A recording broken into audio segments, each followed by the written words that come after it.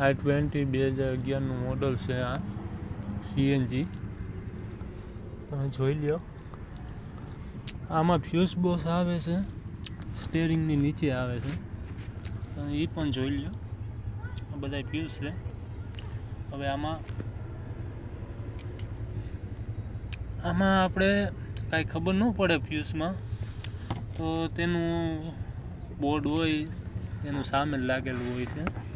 આ બધું લખેલું જ આપે, સ્ટાર્ટ, રૂપ, હોલ્ડિંગ, ક્લોક બધા લખેલા જ હોય. એ પ્રમાણે આમાં ફ્યુઝ હોય. તમે ફ્યુઝ લખેલું હોય એમાં જોઈને ફ્યુઝ કાઢી શકો છો. i20 2011 મોડલ બધું જોઈ લ્યો, તમને પણ ખબર પડે.